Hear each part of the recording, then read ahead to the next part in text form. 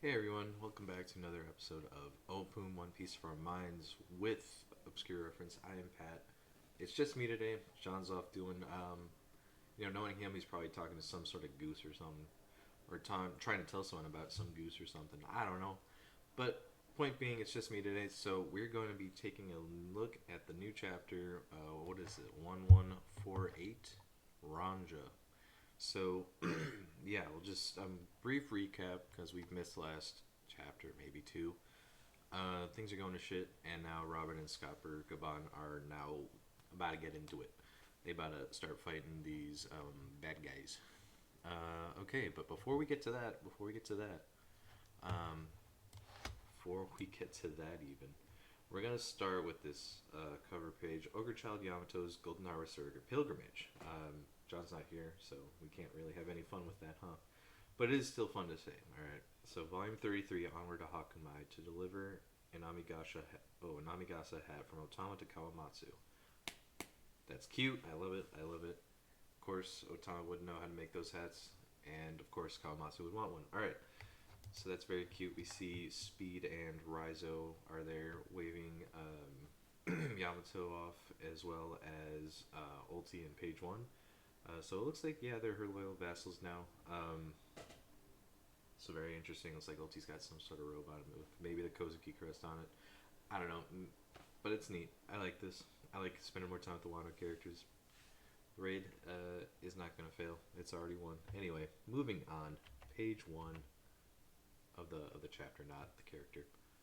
All right, so we're with the giant children, and it looks like one of them has split off. My legs are moving on their own. Ranja, Ranja, where are you going? You're gonna fall. What's going on? It's weird, huh? But I'm fine, Ilva. Don't worry. I'll be just fine. I know it. It's no big deal. And she's just, yeah, super cheerful about all of this. But then she realizes that she's walking on one of Gunko's arrows and it's going over the edge here. And she's just kind of walking over nothing, but she's still on the arrow. And you see her falter, and she's like, "No, big." Everyone's like, "Ranja, come back, Ranja. It's the underworld down there. The first one is all set up to plummet Summers." That's Gunko saying this. She's with the kids. "Good. Patch it in so that all of Elbaf can hear the little twerp's voice. Now, if we don't hear your decision within 30 seconds, the first one of your kids gets pushed off. Beard Hill Jarl. You need to give the orders to your school teacher. Tell her to light the school and library on fire." "It's so cruel. Chief Jarl. That library holds the words of people across thousands of years of history." "What do you mean? Obviously lives come first." See, all these giants are arguing. Jarl doesn't really know what to do. "The conditions ain't the real issue. This is a massive turning point for Elbaf. Will we bend the knee to them or not? You want to let our children die just to prove a point? Isn't there anyone else around there? You have to stop this preposterous game." Alright, so we're back to Saul, and Robin and Chopper are still hiding in his beard, and they're discussing. "You stay here, Chopper." "What? We shouldn't fight without knowing for certain what their powers can do." "But what are you gonna..." And Robin's just like, "I can't hold back the emotions that are running through me. Let's go. Let's go." So yeah, we see Gunko. It looks like she's on some sort of snake made out of like a thorny vine. And you see Nami, Usopp, Brook, and Jinbei are all tied up. Brook, notably, is like completely tied up. Like he's just a big old mummy, whereas Jinbei's only his arms are bound, and Usopp and Nami is the same story. Um, and yeah, you see, yeah, Nami's shouting at Gunko, "You're going to kill children? Are you literally insane? Even the worst, most vicious criminals across the world don't take children hostage." "Yeah, did I ask for the opinions of insects? Why you? Ooh." So yeah, they're just steaming over there. Maybe that is Summers. I don't know, but I thought they were by Gunko. But she doesn't. Anyway, that's not super important at the moment. We cut over to Ripley and Frankie, who was getting on the ship of the giant pirates. They just happened to be in the same area with them, and Scopper's there too. Um, and Ripley's saying, "I'll go too, Frankie." "Thanks, you'll be a big help. We'll join the fight as well, split into two groups. One to fight the monsters and one to save the children. Take your weapons." Hurry to branch Route 8. Get in your ships. To branch 8. Also, and this is Summers again over the transponder snail, if you do choose to burn the school and library, you are forbidden from removing a single book from them. You see, what we want to burn down is your culture and your history. Okay, so it is Summers. Alright, I was right. Okay. You see Robin's just standing up there and she's like, Cien Fleur, Craspedia. I don't know how to say that. But anyway, it's 100 flowers. I don't know what that the attack name is, but you just see an extension of palms just going in, just palming him right in the fucking face. Good, good, yes, we love this. And someone's screaming, Robin. It's got to be the Straw Hats that are all tied up. Robin! Oh, Robin's all right. Junpei's like, be careful. We still don't know what makes them tick. And Robin's like, yes, I'm aware of that. And Chopper's sneaking. He's just kind of like, And while Summer's on the ground, Robin gets, her hands on him. Quattro mano. And then Summer's like, I know you. You're Nico. And Robin just goes, clutch. And, bends him over backwards. And he's just like, bleh. So far so good, but remember, these guys can regenerate. And everyone's like, yes, Robin, I heard cracking. Ooh, excuse me. They're immortal. You can't beat them. And she's thinking this to herself. Ahem. Can you hear me, Albaf? You've got 20 seconds until the kid falls. And he's still talking over the transponder snail. And Usopp's like, damn it, he's a zombie too. And Summer's like, huh? And you see Robin, oh, this is bold, just jumps up, grabs him, gets some extra, her arms and legs around him, should have been me, and then pushes him over the edge. And he's like, hey, what is this all about? Are you in love with me or something? Huh? And they're both falling now. He's like, what? You jumped off? You got a death wish? I'm down for love, but not a lover's leap. And everyone's like, Robin? What are you doing? Is she going down with him? Robin's like, I'm well aware that you're immortal and have thorn-based powers. But as long as I remove those invisible thorns, we can save the children. Oh, yeah? So you've deduced that knocking me down below will put the kids outside the range of my powers. You're a clever woman. And then he gets all these thorns, popping out of him, and they're just, stabbing into her, I can only imagine. We don't see it truly, but, oh, God. Yeah, it's, going right through her head and stuff. But obviously it's not her, of course. He's like, huh? And she kind of dissipates into petals. And he's just like, she disappeared. That conniving vixen sent me up. And so he's just falling and stuff. And yeah, there we go. Summers, we will never see him again. End of Summers. JK. Robin, that was so cool. You're amazing. Even the knife can't cut through this. So he can't undo these without deactivating that woman's powers. And we just hear 10 seconds left. And Robin's like, his voice. And you just see, what is he doing? Summers is just kind of hanging out. He's just kind of hanging like nothing is going on. He's just chilling like he's in a hammock or something. Time to speak up, Jarl. Make sure he hears the kid's voice, Gunko. And Gunko's like, say something. And the kid's just standing there. Ranja's just standing there, just shaking. Oh, Chief Jarl. What I want to say is, and I was like, Ranja, I love the school. It's where my friends are. Ron, that's my daughter, Ranja. Is she about to commit to this in order to save the school? I love the library too. And everyone's like, we're coming to save you. The books tell you about places all around the world. Teachers at school taught me this lesson. You mustn't cause trouble for other people. You mustn't do things that make them upset. If we lose the school and library in order to stop me from falling off the branch, that would be really sad and make everyone upset. So I think I should fall instead. Ooh. Don't worry, Chief Jarl. I'll be alright. Oh, and she's crying. I'm a lucky girl. I bet everything will turn out fine. And you just hear Sora's 2, 1, and everyone is just screaming and crying. Jarl says it. Ange, set fire to the school. Chief Jarl, burn down the library. Yes, sir. She's just kind of like, in tears and shock. Yes, sir.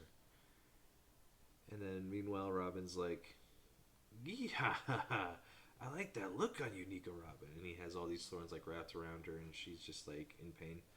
And everyone's like, "No, don't you dare! Run, Robin! Do something!" And you just hear a bunch of steps. Zoom. Ah. Oh. Oh, that's his hand. Oh, his hand got sliced off. And he's like, "What? It's not coming back. Been a while, eh?"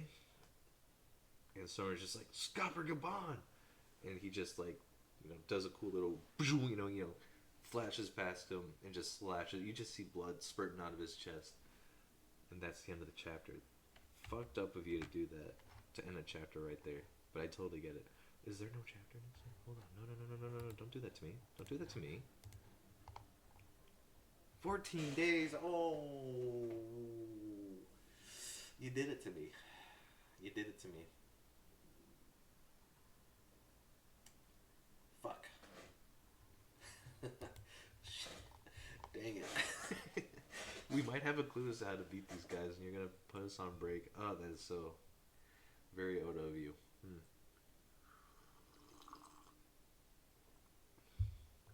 Alright, well, let's talk about it. So, alright. First blush, solid chapter. Very solid chapter. As someone who's a big Nico Robin fan, very good chapter. And everything, calling the chapter Ranja, I was wondering about like halfway through why we're calling it that, and then she has her moment there where she's willing to sacrifice herself for the library and the school. I get it. Ranja's the best. We love Ranja. That actually did get me to tear up a little bit. So good for that. Good for her. She's I'd say Robin's the MVP of this chapter, but excuse me, Ranja's definitely runner up. And then Scopper's up there too, I suppose. Man, this is just a great chapter. All right, so let's just go through it. So yeah, they set up the ultimatum with Ranja, and okay, so I had my locations all wrong. So Gunko was with the Straw Hats that are tied up now, like Jinbei, Brooks, Usopp, and Nami. But now she's with the kids, so she can't be too far away from where Summers is. They must have switched at some point. And Gunko's now with the kids. Oh, you know what? That makes sense actually, because Jinbei put out the fire that the kids were about to walk into. So that tracks. Summers just must have arrived a little later than expected. Well, he was at the school, wasn't he? No, who's at the school? That's Killingham. Anyway, we didn't see him this chapter, which is notable. We should probably keep an eye on that. I imagine with his power of dreams and stuff, I imagine that might be. Maybe that'll be a Frankie fight. I don't know, but we'll get to it. We didn't see him, but we did see Frankie with Ripley and Dorian Broggy. So yeah, we see a bunch of arguing over whether or not to burn the schools in the library. Now I want to break that down too, because like they're upset about losing the culture. These giants can't come to a decision. Let's see here. They're very slow to come to a decision, whereas this girl is just, she's. We don't know how long she's been on this arrow. Like time is, kind of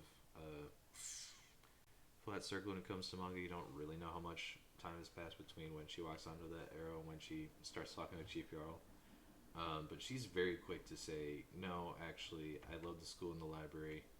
I love what teaches us how to be and stuff, and I love the friends and the relationships that I've made there. So let's not burn that down, which is pretty admirable. And when you think about it, they wouldn't just stop with Ranja. Like if they dropped her, they probably would have put another kid on the arrow. So and then with the same threat of burning down the library and schools. So like it wasn't gonna stop with her. Like it's not her the school/library. And when you're out there like that in a situation like that, you're probably not thinking about what comes after. So maybe she didn't consider that. But maybe she did, and she still was willing to throw her life away in order to protect something she really cared about. So that's super admirable. And she comes to that decision really quickly, whereas all the other giants are like arguing and debating. And like some of them make the sensible note of this is a life, this isn't like culture and history. And I love what Oda's done here, where we're talking about like culture and history, and weighing that against like actual lives. And normally, it's pretty easy to say we need the lives, like whatever helps save most lives. That's probably what we should focus on. But Oda's framed this whereas like, oh, but the culture and history here could change everything. And we, the viewer, know that the Giants, that's just their history and culture. And maybe Robin's aware that what's there is like vitally important to taking down the world government. Not that she's aiming for it, but it's something that they don't want people to know about the world government. So we know, and Robin knows, and maybe some of the other Straw Hats know that this, what's contained at the school and the library, is vitally important. And Oda's done a really good job of like framing what should be a pretty easy choice to make, and turning into something a little bit more gray. And man, because like usually it's very easy for me to be like, well, no, save the children, obviously. But there was a little bit of me that's like, oh, but all that history, like, what if we need that? There's void century stuff there. Like, what are we doing? So very interesting that Oda's been able to frame this like that. Um, and yeah, and Summers is very forthcoming. Like, hey, we want you to burn your culture and your history. Like, he doesn't say why necessarily, um, but I mean, we can assume, right? Let's see here. And I love what I love about Summers here is just how in control he is of things until Scopper shows up. He says, "Hey, Chief Jarl, you got like 30 seconds to show up." And then Robin comes and like just, you know, you know what I mean, with all her hands, and then, excuse me, clutches him, and he just kind of gets up. He's like, "You got 20 seconds, Jarl." So it's only been about like 10 seconds, and then she jumps off with him and stuff. And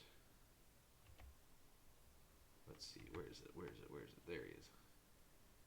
Yeah, she knocks him off, and then he's still able to cling to the tree, one of the branches, I assume. And he's like, 10 seconds. And it's just cool. It's just cool. Summers is definitely sticking out as a villain. I think he's kind of, I don't want to say he's stealing the spotlight. There's so much mystery surrounding Gunko. I want to know what's up with her still. Um, and again, I feel the need to remind everyone that Brooke is like completely tied up. So I'm very curious to see what that sort of relationship is. And Brooke, he's got to know something. He's got to know something. And man, Elbaf is shaping up to kind of make up for what I've had a little bit of umbrage with One Piece, like maybe the last couple of arcs. Like it's a minor thing, truly, but I feel like the spotlight's mostly been Luffy, Zoro, a little bit of Sanji. Not so much the bit, not the. So I feel like bit players like Robin or Frankie, and they look primed to take the spotlight here. Like this is Robin's chapter for sure. Frankie's definitely primed to have his own probably soon, but because Luffy and Zoro and Sanji and Loki and Hashirden and all the new giant pirates are all in the underworld with Loki, they're not gonna see any of this. Like I thought maybe if Ranja fell, they might be able to like that would be Luffy's like sign to go up and stuff. We don't go that route. We might still, I don't know. Maybe Summers goes back on his word here. But I thought maybe Summers would fall down to the underworld, get up because he's a celestial, a holy knight, and then they would have to contend with him. But no, I mean we've kept all of this stuff out of the underworld, so Luffy and the others still don't know what's happening really. But I have to imagine, because I don't know if Summers' transponder now is broadcasting to the underworld as well. I kind of doubt it. Otherwise, we would have gotten a reaction from them, I think. But keeping them sidelined for now tells me a couple of things. Like, A, we're trying to give some of the sideline players more time to shine. So, like Robin, Frankie, Jinbei, I'm sure the rest of the Straw Hat crew will have something to do. Like, I desperately want Usopp to have a moment to shine here. Um, and I think that's kind of what we're setting ourselves up for, potentially. I'm not going to say that with any certainty, because who knows with Oda. Because we only have three Holy Knights, and I don't know if we need more. But maybe we do? I don't know. It feels like this isn't... that all the pieces aren't on the board. And that feels like a weird thing to say, because reading this chapter would make you think that they are, but I don't know. We don't know how long Elbaf will be, truly. And this could be like an egghead situation where it's like, oh shit, it's the Gorosei, they're here. Oh wowie, so we'll see. We'll see. I'm wondering what Chopper's doing in Saul's beard still. He's not getting up anytime soon, probably. So I wonder what Chopper's gonna get up to. We'll see. Excuse me. But I want him to have a moment to shine too, because his moment in Wano was great, but it kind of was glossed over a little bit. We kind of ran through that a little quickly. But then, yeah, I mean, a lot of this is just reacting to having this child jump off. And okay, so I gotta wonder what Robin's thinking here, pushing Summers off like this.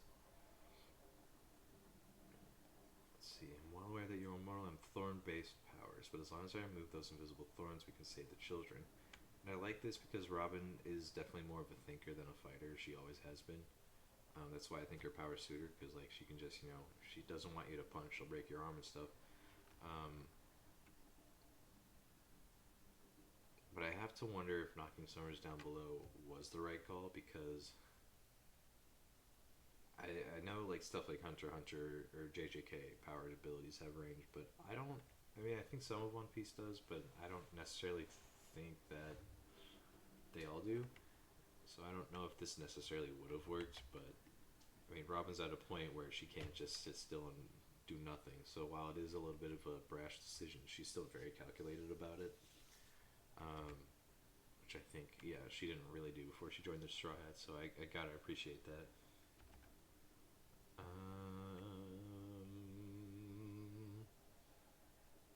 Yeah, we have Nami getting all pissed off about children being kidnapped. Yeah, she's sensitive to children being hurt or kidnapped or injured. So yeah, that's very in character for her. Let's see here. Yeah, this Ranja bit is great. Like everyone is crying, and like I love this panel of Summers just going like he's just got this big ass smile. He's just grinning from ear to ear.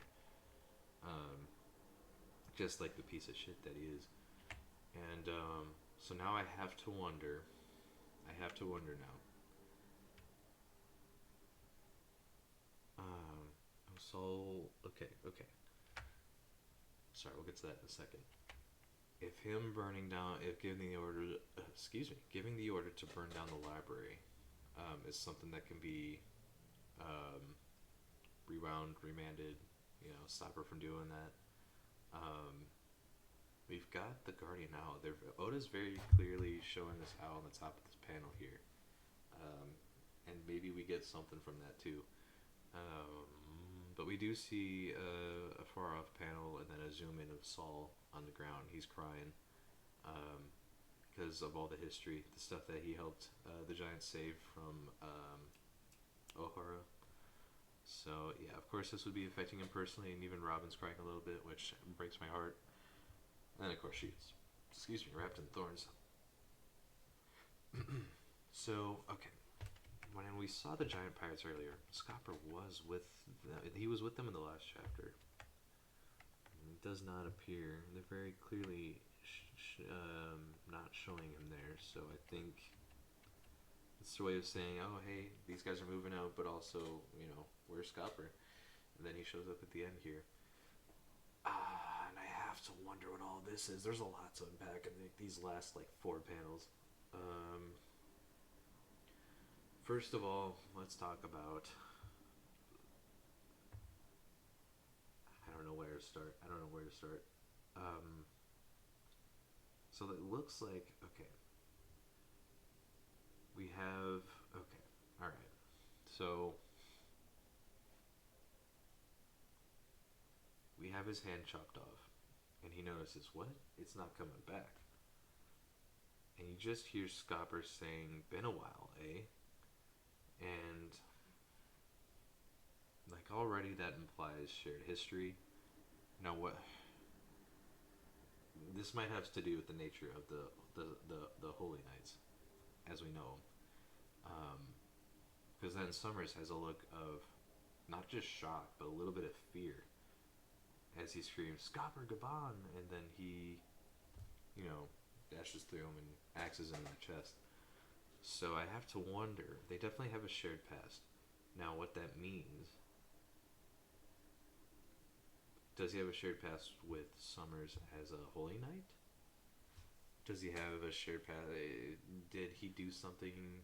Did Summers specifically do something that made him a Holy Knight? Can you become a Holy Knight, or is that something you're born into by being a celestial dragon? Like, what is the nature of a Holy Knight? And I think that's kind of what we're being forced to ask here in multiple ways. I think with his arm being cut off, and like we see him, you know, be bent in half and then thrown over an edge, and he's still fine. Like, this guy's, you know, like seemingly immortal, and then Scopper does this. You know, we see he can regenerate, no problem, but his hand's not coming back, and he's scared to see Scopper. So I imagine, and it looks like to me on this panel of Scopper going past Summers here, that there's a little bit of hockey there, and I have to wonder, tying in with what we know of what happened at the end of Egghead, if there's something to do with hockey that keeps these guys from regenerating and is sort of their weakness, quote unquote. And maybe there's something there. I'd need to sit on that and think about it, because hockey is the embodiment, the manifestation rather, of will and ambition. And in this case, Scopper would be very motivated to protect his son, and Elbaf really at large, but and he's got this face on him that like looks like he's ready to kill at a moment's notice. So it's not like he's not motivated to take him down here, but and these guys are pretty callow in what they're doing. Like we see Summers has just got, like I said 2 pages ago, has this big old smile on his face. So maybe like they're here to do their job, and they're motivated to do it, but it's not, you know, like it's not their everything. They're doing it because they're told to. Whereas Scopper here is here of his free will to protect people he cares about. So I wonder if this is a way of saying, you know, don't half-ass it. That's not the right way to put it. Scopper being like fully and truly motivated to help people is being manifested through his hockey. It's able to actually injure the Holy Knights, who have thus far been pretty, what's the word, aloof in all of this. So I don't know. There's a lot to chew on here, but I don't think we have enough to really. We don't have enough info to really come to any decision or landing here. But this will be. I have to wonder about all this for sure. But I've been yapping enough. I think I am gonna call it here. We'll be back when the next chapter drops. Maybe we'll even do something next week for the break. But I'm very, very interested. Excuse me.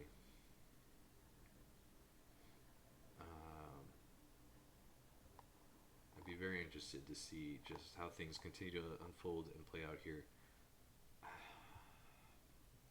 Any quick theories? I don't have any. Maybe we have. I don't know.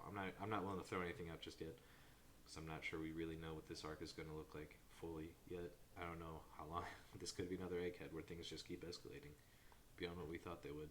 So yeah. Until then, I'm sure John will be back for the next one. I'll be here. We'll be talking about break week stuff. So until then, thanks for watching. Thanks for hanging. We'll see you next time. Bye bye.